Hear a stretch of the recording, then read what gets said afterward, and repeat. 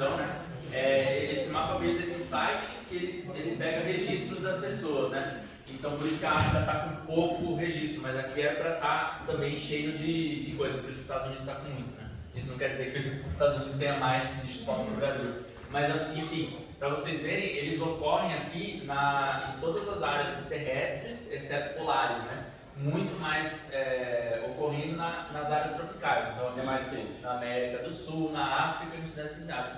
Curiosamente, né, a gente ouve falar que aqui o Brasil, a região tropical, é uma região mais diversa para muitos grupos, né? Então, vários grupos têm exemplo disso, só que para bicho-pau, o Sudeste Asiático é mais diverso e depois a gente vem em segundo lugar. Eu acho que também é importante, mas o Sudeste... Daqui a um tempo eles não sabem ainda, mas eles estão sabendo agora. Em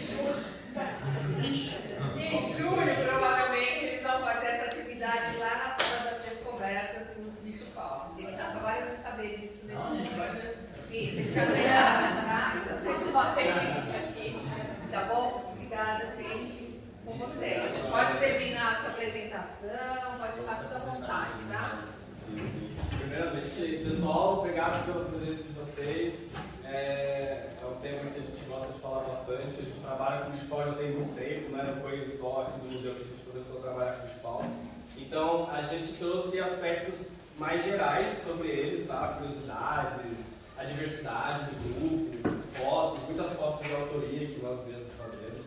Eu acho que tudo bem, qualquer momento levantar a mão para perguntar, tá? Porque eu acho que grande parte de vocês aqui não são os mestres da camuflagem, né? São bichos muito camuflados, né? No geral. Então, esse daí a gente trouxe uma foto de um que é bem camuflado, que é uma das espécies que é a mais popular, que a gente geralmente tem nas instituições, o Butantan, que é uma espécie brasileira nativa aqui do Sudeste, né? Que é o Coromorphus, que é esse bichinho marrom no geral, né? Que é grandão, inclusive. Só que, apesar de eles serem comuns até nesse tipo, né, de âmbito, que é muito interessante, de serem comuns, sei lá, em zoológicos, até escolas, na ciência isso não é verdade. Aqui no Brasil, teve só um pesquisador da Exalc, em Piracicaba, que ele trabalhou com bicho-pau, mas não só com bicho-pau, ele trabalhou com... Uma foto para vocês de serem um bicho-pau, né? De serem um bicho-pau, vou falar brevemente para vocês, né? Que é o que a gente geralmente conhece quando a gente pensa no bicho-pau, que é um inseto, né? De médio porte, assim, grande até, comprido, fino, alongado, de cor, né? Amarronzada, parecendo um graveto e tal. Então, esse seria um bicho-pau meio clássico. Alguns deles, muitos deles na verdade, possuem asas, que muita gente não sabe se os bichos têm asas. Não só. Exatamente. Esse, por exemplo, é um bicho que tem asas, só que a asa dele não fica aparente que nem de uma borboleta. Eles são bichos que as asas ficam dobradas rente ao corpo. Então isso daí ajuda também na camuflagem do bicho, mas se ele precisar voar, principalmente os machos, né, que tem que ir atrás das fêmeas, então o voo ajuda bastante a encontrar uma fêmea, né? E aí a ele vai ter como se fosse um pescocinho. Ele não tem pescoço, de verdade, né? Mas o primeiro par de pernas sai longe da cabeça. Vocês veem que parece um pescocinho. Já o bicho-pau, o primeiro par de pernas sempre sai muito perto da cabeça, porque eles se camuflam, além da camuflagem, eles estendem o primeiro par de pernas para esconder a cabeça e esconder o contorno do corpo. Isso ajuda eles na camuflagem. E tem o segundo e o terceiro pares de perna, né? São as perninhas mais de trás. Tem uma perna muito grande para saltar e elas são mais juntinhas. Enquanto os bicho-pau sempre elas vão estar mais à parte e vão ser quase na totalidade iguais. Lembrando que tem uma característica dos gafanhotos, né? Eles pulam. Imagina para um gafanhoto, eles pulam. Então, aquele tipo de gafanhoto, ele pula muito bem também. Então, aquela perna, a última perna, ele é bem compridona para ajudar o bicho a pular. A pergunta das pessoas, você já viu um bicho-pau? E aí as pessoas falam, já vi um bicho-pau, mas o que é um bicho-pau, né? Então, existem alguns grupos, na verdade, de insetos que têm esse tipo de camuflagem, que a gente chama, que é essa camuflagem que parece um graveto, né? Nós trabalhamos com os bichos-paus da ordem, né, grupo de insetos que se chama Phasmatória. Phasma vem de fantasma, do espectro, que é uma palavra que remete a algo que você não consegue ver muito bem, algo que se esconde muito bem. Então a gente faz essa relação, tanto que o projeto Phasma tem essa palavra porque vem da ordem Phasmatória, que são esses insetos que no geral, né, têm essa característica de parecer um graveto. Mas existem outros grupos de insetos que também possuem essa característica e muitas das pessoas às vezes confundem, né? Porque bicho-pau é um nome popular. Esse aqui é um bicho muito comum, por exemplo, né? Que é um tipo de gafanhoto que ele também possui essa camuflagem de graveto. E ele é muito mais comum do que os que a gente pode chamar de bicho-pau verdadeiro, digamos assim, da ordem Phasmatória, né?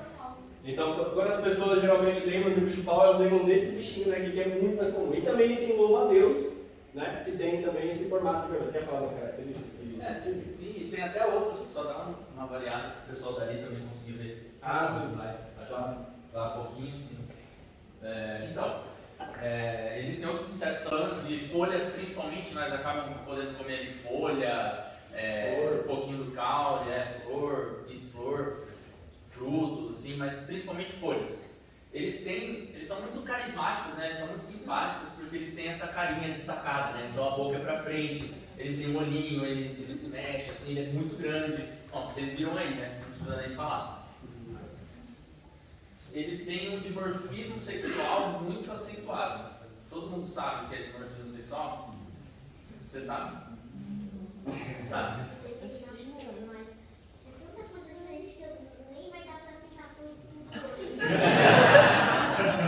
Isso é verdade.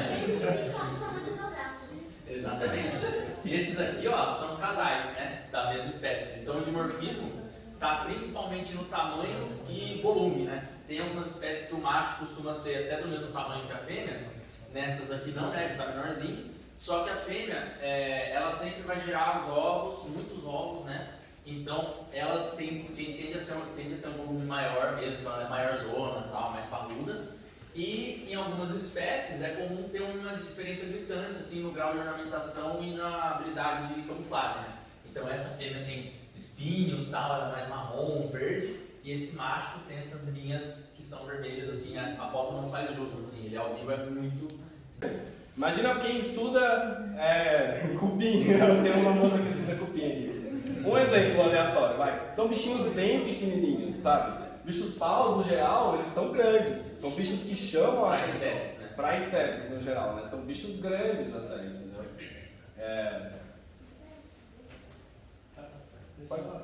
Eles são herbívoros, né?